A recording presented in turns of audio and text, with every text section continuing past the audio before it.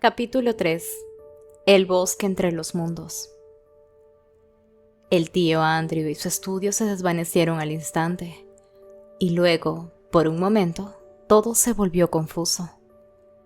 Lo siguiente que supo Diggory fue que había una suave luz verde que caía sobre él desde lo alto, y oscuridad a sus pies. No tenía la impresión de estar de pie sobre nada, ni sentado ni acostado. No parecía estar en contacto con nada. «Me parece que estoy en el agua», dijo, «o debajo del agua». Aquello lo asustó por un segundo, pero casi al mismo tiempo sintió que ascendía a toda velocidad. Luego su cabeza salió repentinamente al aire libre y se encontró gateando hacia tierra firme, sobre un terreno llano cubierto de hierba situado al borde de un estanque. Mientras se ponía en pie, advirtió que no chorreaba agua ni le faltaba el aliento, como habría sido de esperar tras un buen chapuzón. Tenía la ropa perfectamente seca y estaba de pie junto al borde de un pequeño estanque. No había más de 3 metros de un extremo a otro, en el interior de un bosque. Los árboles crecían muy juntos y eran tan frondosos que no se podía entrever ni un pedazo de cielo.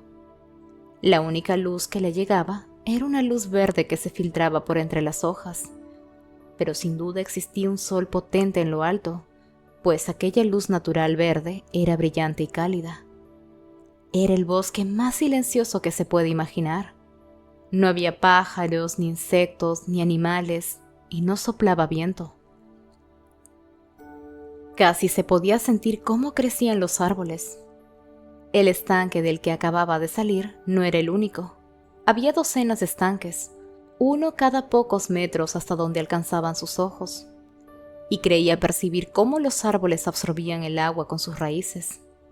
Era un bosque lleno de vida, y al intentar describirlo más tarde, Diggory siempre decía, era un lugar apetitoso, tan apetitoso como un pastel de ciruelas. Lo más extraño de todo fue que, incluso antes de haber mirado a su alrededor, Diggory ya había medio olvidado cómo había llegado allí. Desde luego no pensaba en Polly, ni en el tío Andrew, ni siquiera en su madre, y además no estaba nada asustado, ni nervioso, ni tampoco sentía curiosidad. Si alguien le hubiera preguntado, ¿de dónde has venido?, probablemente habría respondido, yo siempre he estado aquí. Aquella era la sensación que producía, como si uno hubiera estado siempre en aquel lugar, y jamás se hubiera aburrido, a pesar de que allí nunca sucedía nada. Tal como explicó mucho más tarde. En este sitio no sucede nada. Los árboles se dedican a crecer, eso es todo. Al cabo de un buen rato de contemplar el bosque, Diggory se dio cuenta de que había una niña acostada de espaldas a los pies de un árbol a unos metros de allí. Los ojos de la pequeña estaban medio cerrados, como si estuviera entre el sueño y la vigilia. Por ese motivo, el niño se dedicó a contemplarla durante un buen rato sin decir nada. Finalmente, ella abrió los ojos y lo miró durante mucho tiempo, sin pronunciar palabra tampoco, hasta que por fin le habló, con una voz soñolienta y complacida. «Creo que nos hemos visto antes», declaró.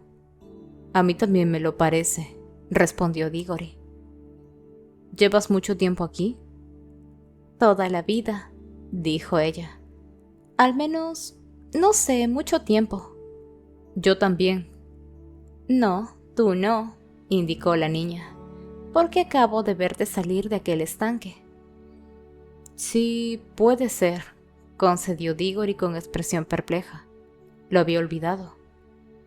Después se pasaron un buen rato en silencio. «Oye», dijo la niña finalmente, «me pregunto si ya nos conocíamos. Tengo una vaga idea, una especie de imagen en la cabeza, de un niño y una niña como nosotros que vivían en un lugar muy distinto y hacían toda clase de cosas. A lo mejor fue solo un sueño». «Pues creo que he tenido ese mismo sueño», repuso Diggory, «de un niño y una niña que vivían en casas contiguas y gateaban entre las vigas. Recuerdo que la niña tenía un rostro muy sucio». «¿Estás seguro? En mi sueño era el niño quien tenía la cara sucia». «No recuerdo el rostro del niño», indicó Diggory, y luego añadió, «Vaya, ¿qué es eso?». ¡Ay! ¡Es un conejillo de Indias!, dijo la niña. Y eso era, un rechoncho conejillo de Indias que husmeaba por entre la hierba, con una cinta alrededor de la barriga que sujetaba a su lomo un brillante anillo amarillo. «¡Mira, mira!», gritó Diggory. «¡El anillo! Y fíjate, tú llevas uno en el dedo y yo también».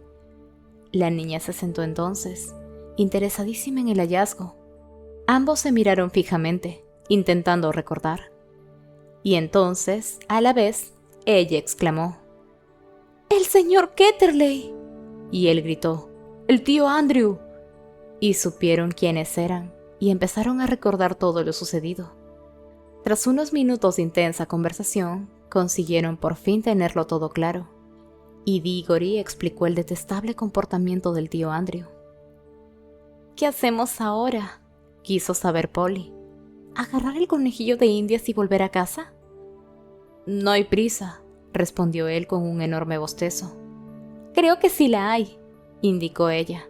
«Este lugar es demasiado silencioso. Resulta tan maravilloso. Estás casi dormido.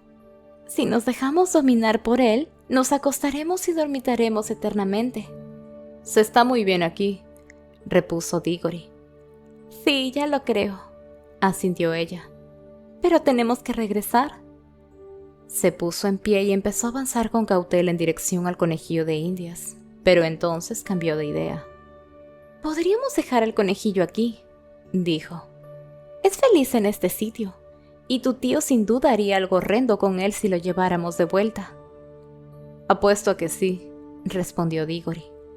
«Mira cómo nos ha tratado a nosotros. Por cierto, ¿cómo regresaremos a casa?». «Volviéndonos a meter en el estanque, supongo». Fueron hacia él y permanecieron de pie junto al borde, contemplando la lisa superficie del agua. La cubría el reflejo de las verdes y frondosas ramas, que hacían que pareciera tener una gran profundidad. «No tenemos traje de baño», observó Polly. «No lo necesitaremos, boba», dijo Diggory. «Vamos a meternos con la ropa puesta. ¿Acaso no recuerdas que al ascender no nos mojamos?». «¿Sabes nadar?». «Un poco. ¿Y tú?». «Bueno, no mucho». «No creo que tengamos que nadar», indicó Diggory.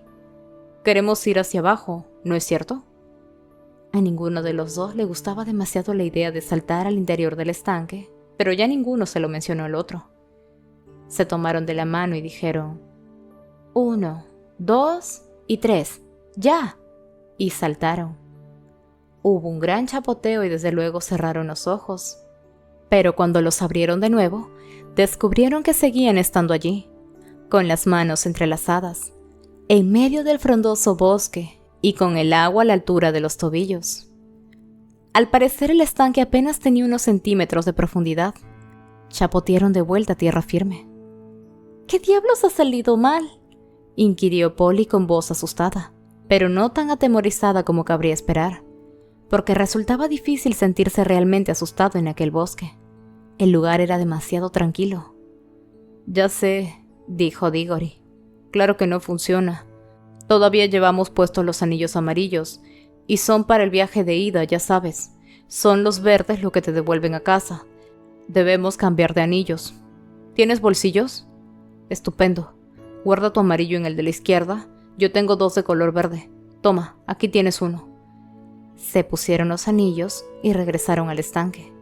Sin embargo, antes de que intentaran otro salto, Diggory lanzó un prolongado «¡Oh!». «¿Qué sucede?», quiso saber Polly. «Acabo de tener una idea realmente maravillosa». «¿Qué son todos los otros estanques?». «¿Qué quieres decir?». «Pues que si podemos regresar a nuestro propio mundo saltando al interior de este estanque, ¿no podríamos ir a parar a algún otro sitio si saltamos dentro de uno de los otros? Supongamos que existe un mundo en el fondo de cada estanque». «Pero creía que ya nos encontrábamos en el otro mundo, u otro lugar, o como quiera que lo llame, al que se refería tu tío. ¿No dijiste que...?» «Bah, al cuerno con el tío Andrew», interrumpió Diggory. «No creo que sepa nada sobre él, porque jamás tuvo el coraje de venir aquí él mismo. Solo hablaba de un otro mundo, pero supongamos que existieran docenas». «¿Te refieres a que este bosque podría ser únicamente uno de ellos?». No, ni siquiera creo que este bosque sea un mundo. Me parece que es una especie de lugar intermedio. Polly mostró una expresión perpleja. ¿No te das cuenta?, inquirió Diggory. No, escucha. Piensa en nuestro túnel por debajo de las tejas. No puede considerarse una habitación de alguna casa. En cierto modo, no forma parte de ninguna de ellas. Pero una vez que estás en el túnel, puedes seguirlo y entrar en cualquiera de las casas de la fila. ¿No podría ocurrir lo mismo con este bosque? Es un lugar que no se encuentra en ninguno de los mundos, pero que permite entrar en todos ellos. Bueno, incluso aunque puedas... empezó a decir Polly, pero Diggory siguió hablando como si no lo hubiera oído. Y desde luego eso lo explica todo, dijo. Por eso aquí está todo tan tranquilo y soñoliento. Aquí no sucede nunca nada, igual que en nuestro hogar. Es en las casas donde la gente habla, actúa y come. En los lugares intermedios no pasa nada, ni detrás de las paredes, ni encima de los techos, ni debajo de los suelos, ni en nuestro túnel. Pero cuando sales del túnel puedes encontrarte en cualquier casa. Creo que podemos salir de este lugar e ir a parar a cualquier otro sitio. No es necesario que saltemos de nuevo al interior del mismo estanque por el que vinimos, o al menos todavía no. El bosque entre los mundos, observó Polly como en sus sueños. Suena muy bien. Vamos, le instó Diggory. ¿Qué estanque probamos? Mira, dijo ella, no pienso probar ningún estanque nuevo hasta que no nos hayamos asegurado de que podemos regresar por el viejo. Ni siquiera estamos seguros aún de que vaya a funcionar. Sí, repuso él. ¿Y que el tío Andrew nos atrape y nos quite los anillos antes de que hayamos podido divertirnos? No, gracias. ¿No podríamos descender simplemente una parte del trayecto por nuestro estanque?, sugirió Polly. Solo para comprobar si funciona. Entonces, si lo hace, nos cambiamos los anillos y subimos otra vez antes de que estemos de vuelta en el estudio del señor Ketterley. ¿Podemos descender una parte del camino? Bueno, se tardaba un poco en subir. Supongo que harán falta unos segundos para regresar. Diggory hizo unos cuantos aspavientos al respecto, pero finalmente tuvo que acceder a la idea porque Polly se negó en redondo a explorar ningún mundo nuevo hasta que se hubieran asegurado de poder regresar al antiguo. Era una niña casi tan valiente como él acerca de algunos peligros, como las avispas por ejemplo, pero no estaba tan interesada en descubrir cosas de las que nadie había oído hablar antes. En cambio, Diggory era la clase de persona que quiere saberlo todo. Y cuando creció, se convirtió en el famoso profesor Kirk, que aparece en otros libros. Tras discutirlo mucho, acordaron ponerse los anillos verdes. Verde símbolo de seguridad, dijo Diggory. Así no olvidaremos cuál es cuál. Tomarse de la mano y saltar.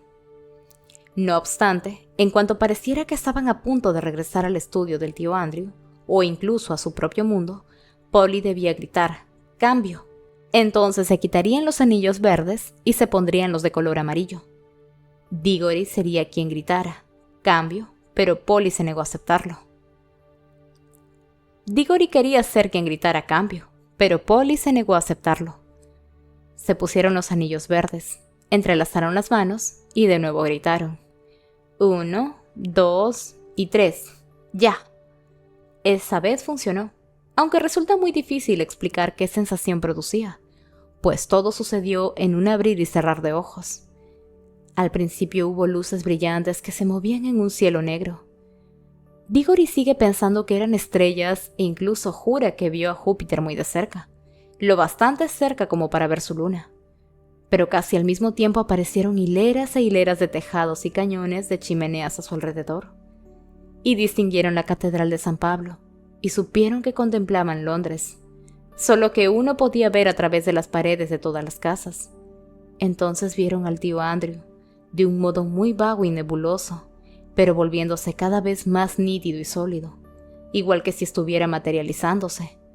Pero antes de que se tornara completamente real, Polly gritó, ¡cambio!, y efectuaron el cambio.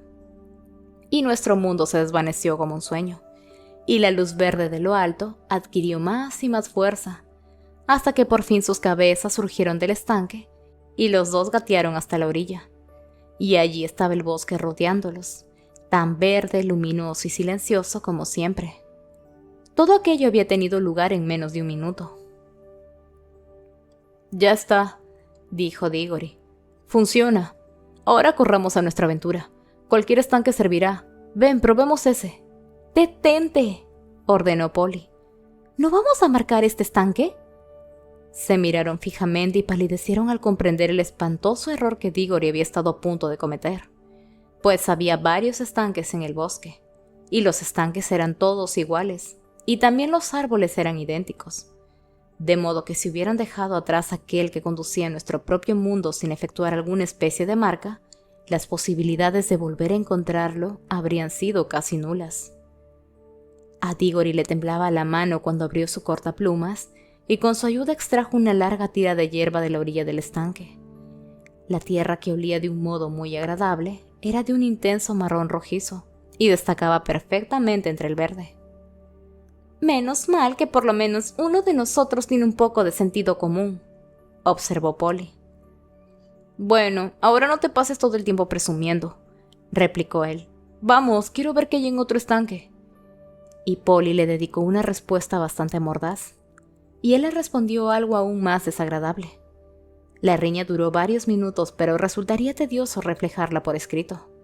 De modo que pasemos al momento en que se encontraron, con el corazón palpitante y el rostro asustado, ante el borde del estanque desconocido, con los anillos amarillos puestos y las manos entrelazadas, y volvieron a decir: 1, 2 y 3, ¡ya!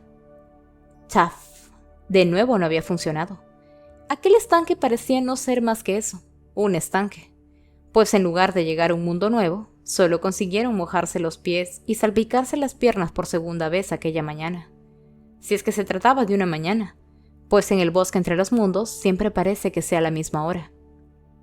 «Caray», exclamó Diggory. «¿Y qué ha salido mal ahora? Llevamos puestos los anillos amarillos. Dijo que el amarillo era para el viaje de ida». Lo cierto era que el tío Andrew, que no sabía nada del bosque entre los mundos, tenía una idea bastante equivocada respecto a los anillos. Los de color amarillo no eran anillos de ida, y los verdes no eran anillos de regreso a casa. Al menos no tal como él lo pensaba, aunque la sustancia de la que estaban hechos ambos anillos había salido del bosque. La sustancia de los anillos amarillos poseía el poder de atraerte al bosque. Era una materia que quería regresar al lugar al que pertenecía, el lugar intermedio. Sin embargo, la sustancia de los anillos verdes intentaba abandonar el lugar al que pertenecía, de modo que un anillo verde te sacaría del bosque y te conduciría a un mundo. El tío Andrew, por lo visto, trataba con cosas que en realidad no comprendía. Muchos magos lo hacen. Ni siquiera Diggory comprendió la verdad con tanta claridad, o al menos no hasta más adelante. Pero una vez que lo hubieron discutido, decidieron probar los anillos verdes en el estanque nuevo, solo para ver qué sucedía. «Si tú te atreves, yo también», dijo Polly. En realidad lo dijo porque, en lo más recóndito de su corazón, estaba segura de que ninguna clase de anillo funcionaría en el nuevo estanque, y por lo tanto no había nada que temer salvo otro chapoteo en el agua. Me huele que Diggory tenía la misma sensación. En cualquier caso, tras ponerse los anillos verdes y regresar al borde del agua, volvieron a entrelazar las manos y se sintieron sin lugar a dudas mucho más animados y menos preocupados que la primera vez. 1, 2 y 3, ¡ya!, exclamó Diggory, y saltaron.